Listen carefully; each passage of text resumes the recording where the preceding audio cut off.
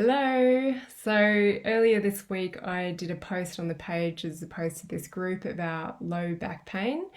And this, along with shoulder tension and hip issues, are probably the most common physical comforts that I see. But I really wanted to cover this one today because it's probably going to be um, quite prevalent or rear its head for a lot of people right now in the current situation. So, particularly around the L4-5 area, we have five lumbar vertebrae in the lower back, and L4-5 is the one just above your pelvis or above your tailbone. And structurally, this area takes a lot of load, and it physically can be associated with tightness or restriction, which usually presents as a chronic low backache, or it can be due to long-term core weakness. So stress and pressure on the discs from long periods of sitting or heavy lifting, particularly with poor technique. So this is the structural aspect of low back pain.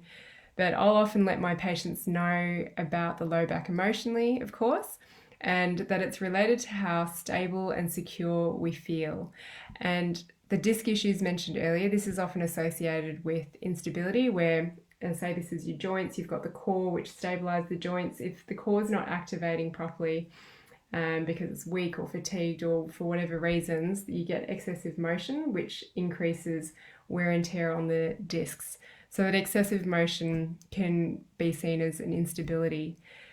So I want you to think about the words that you might describe how your body feels, and that it can often describe how you feel emotionally. Typical ones around the lower back is, I feel unstable, I don't trust my back, it feels like a vice, it's so restrictive, or it feels like it's all going to give away and collapse on me. So this is for all parts of the body. If you find yourself using these descriptive words, can you relate it to how you are feeling in life at the moment? So do you feel unstable, or that you don't trust things? Or do you feel like your foundations are just going to collapse, or your structure and support? So to be more specific, I relate the lower back to security around job and finances. L4-5 is huge finances. It crosses over a bit into the relationships and relationships with money, which is huge at the moment for a lot of people who have had their stable income taken away from them. Not sure if their job is still going to be around in a little while, and worries or fears and anxieties around future income and support for your lifestyle. So if we look at low back unrelated to this current situation, I often see it come up when people have signed a contract to buy a house and taken on a mortgage, sometimes much bigger than what they can manage. And it may be that they hate their job, but they're too scared to change because they know it provides the income for that mortgage and that long-term goal. So that can be a pretty big stressor depending on how you perceive debt. So it is very mental. The other situation is redundancies for employees, not knowing if your job's going to be there. But the same goes for contractors. It can be not quite knowing when your contract is going to be renewed. So employees and contractors are pretty much in the same boat at the moment, depending on what industry you're in. So the low back is part of your base chakra, which is a little bit into the hips and into your lower limb. And this is the first chakra to develop, and it's all about your foundations from which you flourish from. It also has a lot to do with your sense of survival and how you can support your structure, so everything above.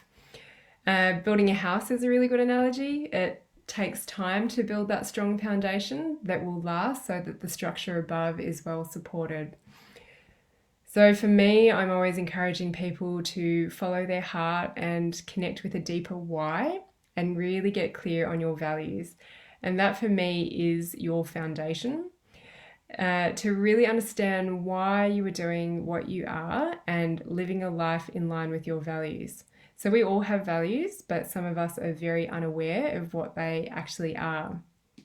For example, mine are trust, honesty, respect, challenge, and growth. So my values will change over time, but I look for these values in any pursuits that I look to undertake. Even my social social surroundings, so the people I hang out with, I want them to stimulate these values in me. It's also about having this whole process is about having a deeper trust in yourself that you can adapt, because survival is about adaptation. So not everybody right now who's had financial security taken away from them will have back issues. And I think part of that is due to our mindset, because some will adapt very readily to the situation and trust that they can make things work or make ends meet outside of the situation. So something else that can help is to look at your current situation, maybe acknowledge that it's not that great, but is there anything that you can do or set yourself up for long term that will help smooth this current little blip out?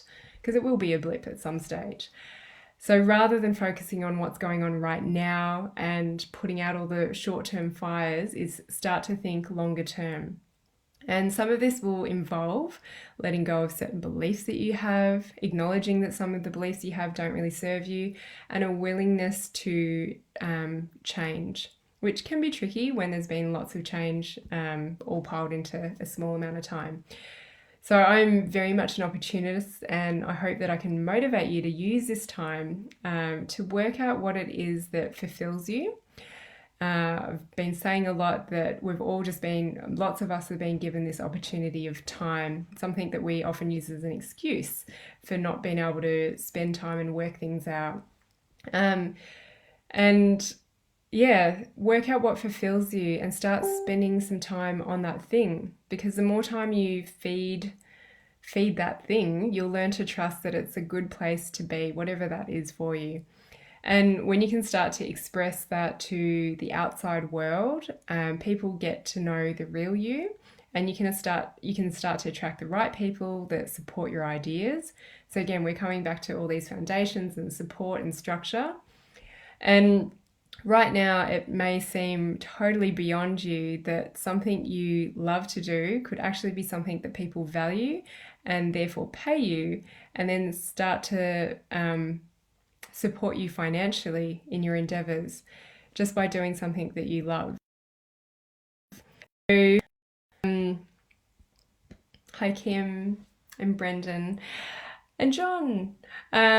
So yeah, just really use this time to do stuff that you enjoy. I talked previously about cleaning up some mess, so really get a start on cleaning up your external mess in your life so that all you've got time to do is doing what it is you want.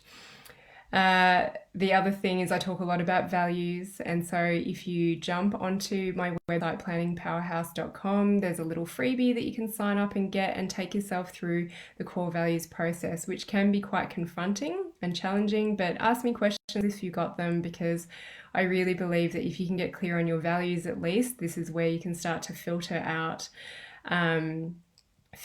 your decisions. So as I said, mine are trust, honesty, respect, challenge, and growth. And so any decision that comes my way, I work out, okay, does any opportunity that comes my way, I work out, does it serve those values in me?